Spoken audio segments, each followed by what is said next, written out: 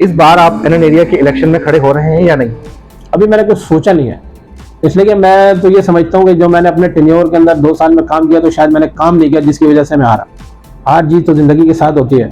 मैं ये समझता हूँ कि मैं हारने के बाद भी जीता हूँ। अल्लाह का शुक्र है, लोग मुझे बड़ी मोहब्बत से पेश आते हैं, मुझे इज्जत देते हैं मेरे लोग। अगले महीने एनएन एरिया की एजीएम होने जा रही है। इन 8 सालों के अंदर कितनी एजीएम मुनक्किद हुई और उसमें आपकी और जो आपकी जो अपोजिट अपना पार्टी है तो उनकी क्या क्या कारकर्दगी रही? लेकिन हमारी नॉर्थ आबाद की एसोसिएशन को तक तकरीबन 7-8 साल हो गए, और जो पुराने हमारे चेयरमैन साहब थे तकरीबन 4 साल वो रहे। उस टेन्योर में तो शायद कोई एजीएम हुई नहीं थी। फिर जो हमारा टेन्योर था उसके अंदर हम लोगों ने कोविड की वजह से सबसे पहले हमने रखा था, मगर वो कोविड की वजह से रह गया। फिर मगर हम लोग कोशिश करके अल्लाह की मेहरबानी से सबसे पहले एजीएम की रिवाज जो है वो हमारे टेन्योर के अंदर हुई। और अभी जो एजीएम होने वाली है वो हमारी इंशाल्लाह ताला 2 दिसंबर को होने वाली है। अब उसमें ये देखते हैं कि इस टेन्योर के अंदर हमारी जो काबीना आई है उन्होंने क्या काम किया है। अब ये तो वक्त बताएगा। इस टेन्योर के अंदर जो है मैं अपनी तरफ से पूरी कोशिश की लोगों के लिए, जिसके अंदर मैंने एक शेमरोज हॉस्पिटल है उसमें अपने लोगों के लिए एमओयू साइन किया। फिर मैंने टेन्योर के बाद एओ क्लिनिक से एमओयू साइन किया। तो 1-2 स्कूल भी और मजीद किए। बाकी मैं अपनी तरफ से अपनी कोशिश करूँ। अभी जैसे एक सबसे बड़ा इशू आ गया था कि नॉर्थ आबाद के अंदर जो है ना वो डुप्लीकेट रजिस्टर नहीं हो रही थी लोगों के लिए। उस पर सब रजिस्ट्रार को फिर हमने मोती से भी अलग एप्लीकेशन दी, तो वहां से फिर उसका ऑर्डर हुआ, जिसकी वजह से ये अब डुप्लीकेट माशाल्लाह नॉर्थ आबाद में जो म्यूटेशन पर्पस के लिए वो रजिस्टर्ड हो रही है। अच्छा, कभी सियासत में आकर लोगों की फलाह बहबूद के लिए काम करने का सोचा या फिर ऐसा कोई इरादा है? 50-50 है, अगर कोई हुआ तो देखेंगे, अल्लाह मालिक है। रियल एस्टेट एजेंट के हवाले से जो मुख्तलिफ एसोसिएशन वगैरह जो आजकल नई आ रही हैं तो वो बनती तो रियल्टर्स की फलाह बहबूद के लिए, लेकिन कुछ अरसे बाद उनके दरमियान ओहदों की जंग हो रही होती है, तो इस पर आप क्या कहेंगे? इस वक्त भाईजान पूरे कराची के अंदर सिर्फ ओहदों की जगह है। पुराने लोगों को भी देख लें और नए लोगों को, सिर्फ लोगों को व्हाट्सएप के ऊपर कराची को फतह करने की कोशिश में लगे हुए हैं।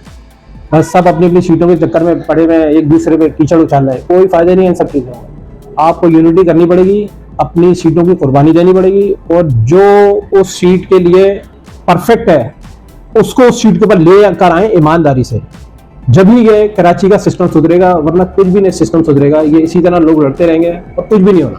ऑल सिंध रियल्टर्स एसोसिएशन बतौर सीनियर वाइस प्रेसिडेंट आपकी क्या क्या जिम्मेदारियां हैं? देखिए, हर ओहदे की एक अपनी जिम्मेदारी होती है। जैसे हमारे चेयरमैन हैं, फाउंडर हैं, या मैं सीनियर वाइस प्रेसिडेंट हूँ। देखिए, जिम्मेदारी चाहे किसी भी लेवल की हो, इंसान को महसूस करनी चाहिए अपने लोगों के लिए। देखिए, मैं अपनी बात करता हूँ, जिस टेन्योर के अंदर मैं 2 साल में रहा अपनी नॉर्थ आबाद रियल एस्टेट एसोसिएशन के अंदर, अल्लाह का शुक्र है, मैं दावे से ये कह सकता हूँ कि पाकिस्तान के अंदर जितनी भी एसोसिएशन है किसी ने आज तक इतना काम नहीं किया। और इसमें मैं क्रेडिट देता हूँ नूर अबरेजी साहब को, उन्होंने बड़ा मेरा साथ दिया। फैसल हनीफ साहब से डिक्लेयर के उस दौर के अंदर, और उस दौर के अंदर कोविड का जो सिस्टम था उसके अंदर आप काम करना बड़ा मुश्किल होता। हमने उस दौर के अंदर सीवीटी के लिए, स्टैंप ड्यूटी के लिए इतनी फाइट की, तो आज अल्लाह का शुक्र है कि सिर्फ सेलर परचेजर 4-4% देता है। एक टाइम के अंदर 9-9, 10-10, 15-15, 16-16% स्टैंप ड्यूटी देनी पड़ती है। बास क्लाइंट्स या फिर जो आपकी पार्टीज वगैरह होती हैं वो रियल एस्टेट एजेंट्स को 2% कमीशन देने में तंग करती हैं, या फिर एस्टेट एजेंट्स को इस सिलसिले में दुश्वारी का सामना रहता है, तो इस पर आप क्या कहेंगे? देखिए, 2% कमीशन का जो इशू है वो है तो बिल्कुल जेन्युइन, मगर बहुत कम लोग 2% देते हैं। इसलिए कि अब रेट भी इतना प्रॉपर्टी का बढ़ गया है, जिसकी वजह से लोग 1% के ऊपर ही जाते हैं। हमारी तो अपनी कोशिश होती है कि हम पूरी 2% ही लें, मगर यह है कि इसके लिए कोई अच्छा प्लेटफॉर्म होना चाहिए कराची के लिए। तो इंशाल्लाह ताला हम ऑल सिंध के ऊपर चल रहे कोशिश में, इंशाल्लाह ताला जैसे भी हालात हैं, थोड़ा सा जिसकी वजह से थोड़ा सा स्लो हुआ है। अक्सर बिल्डर हजरात कोई भी नया प्रोजेक्ट जब स्टार्ट करते हैं, कमिटमेंट या जो डिलीवरी का टाइम होता है, मिसाल के तौर पर 3 साल बाद, 4 साल बाद, तो वो उस टाइम पे डिलीवर कर नहीं पाते। बाज़ औक़ात तो 6-6 साल, 7-7 साल तक लगा देते हैं। तो इसके पीछे क्या वजूहात होती हैं? बहुत अच्छा सवाल है। थोड़ा सा डिफॉल्ट जो है ना, जो पेमेंट करने वाले लोग होते हैं कस्टमर, वो भी थोड़ा सा इसमें शामिल होते हैं। बाज़ बिल्डर तो बहुत ही अच्छे हैं नॉर्थ आबाद के अंदर या कराची के अंदर, जो टाइम पे पोजीशन देते हैं। जैसे साइमा है, साइमा टाइम पर देता है पोजीशन माशाल्लाह, जिसकी वजह से उसकी बेहतरीन परफॉर्मेंस है। इस वक्त तो मेरे ख्याल से कराची में सबसे अच्छी परफॉर्मेंस साइमा की है। बिल्डरों के ने एक सिस्टम बड़ा गलत बनाया हुआ है कि एक तो लोगों के प्रोजेक्ट कंप्लीट कर दिए उन्होंने, उसके बावजूद वो लोग कंप्लीशन नहीं करा रहे, जिसकी वजह से लोगों की सर्विस नहीं हो रही। कस्टमर फ्लैट खरीदता है तो कोई 5 लाख रुपए ट्रांसफर फीस ले रहा है, कोई 3 लाख रुपए ले रहा है, कोई 10 लाख मांग रहा है, तो 15 लाख रहा है। तो मैं तो इस वक्त हुकूमत पाकिस्तान से और वजीर आला सिंध से यही दरख्वास्त करूंगा कि बराए मेहरबानी इस सिस्टम को देखा जाए और ये एक रेगुलराइजेशन सिस्टम खोला जाए बिल्डर्स के लिए, ताकि ये लोग अपना कंप्लीशन कराएं और लोगों का ये जो ट्रांसफर फीस लेते हैं 5 लाख 10 लाख 3 लाख, ये सिस्टम खत्म किया जाए। ये सिस्टम बिल्कुल गलत है, लोग बेचारे जलील हो रहे हैं, ख्वार हो रहे हैं। रियल एस्टेट एजेंट और रियल्टर में क्या फर्क है? लफ्ज का हेर फेर है तो काम तो एक ही करते हैं सब। रियल एस्टेट की फील्ड के अंदर एक ब्रोकर का किरदार कितना अहम होता है? ब्रोकर का या रियल्टर्स का बहुत मेन किरदार होता है। ये एक रीढ़ की हड्डी होती है। रियल एस्टेट चलती है तो सारा सिस्टम चल रहा होता है। जैसे कि आपको पता है उससे रिलेटेड 70-72 मजीद और लोग इससे मुंसलिक हैं। एक आम शख्स अगर कभी अपनी जमीन बेचने खड़ा होता है तो वो सोचता है यार मैं जो चीज बेच रहा हूँ वो मिट्टी है, आप लोग जो चीज बेच रहे हैं वो सोना है। तो इस पे आपका क्या कहना है? हर फील्ड के अंदर अच्छे बुरे लोग होते हैं। बात ये है, हमेशा प्रॉपर्टी में जो भी प्रॉपर्टी लेना, सिर्फ उसके अंदर एक 3 चीजें होती हैं, location location location. Location wise property होती है, उसको हमेशा एप्रिसिएशन मिलती है। इलाके वाइज भी होता है। बाद जैसे डिफेंस को लेना है, बाद जगह डिफेंस के अंदर बहुत ही हाई प्राइस है, बाद जगह कम है। इसी तरह नॉर्थ के अंदर भी है, बाद जगह हाई है, बाद जगह लो है।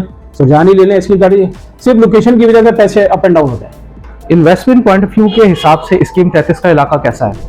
अच्छा, स्कीम 33 बहुत अच्छा आबाद हो गया है, मगर जो आज के हालात के हिसाब से ओवरऑल सब जगह फर्क है।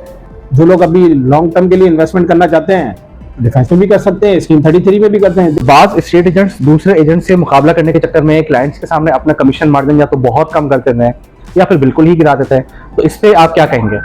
मेरे पास अगर कोई आता है आदमी के, मिसाल के तौर पे अगर आप आए और आपने कहा यार ये मैंने चीज पहले देखी हुई है किसी आदमी के साथ, तो मेरा अपनी जिंदगी का उसूल है, मैं उसको हमेशा यही बोलता हूँ कि आप पहले उसको प्रेफर करें।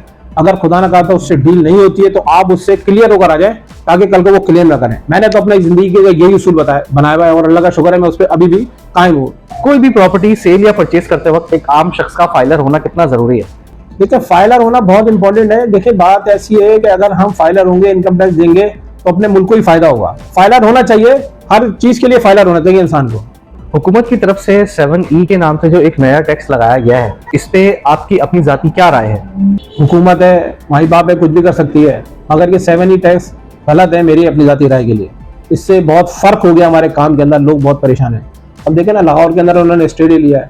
अब कराची के अंदर क्या है, सिर्फ कराची के अंदर इत्तेहाद नहीं है, लोग अपनी सीटों के लिए ग्रुपों के अंदर बातें कर रहे हैं, मगर कोई काम करने के लिए तैयार नहीं है। हमने ऑल सिंध के प्लेटफॉर्म के ऊपर हमारे चेयरमैन नूर अब्रेजो साहब ने भी आवाज उठाई थी कि भाई सब मिल जाओ, कंट्रीब्यूशन कर दो।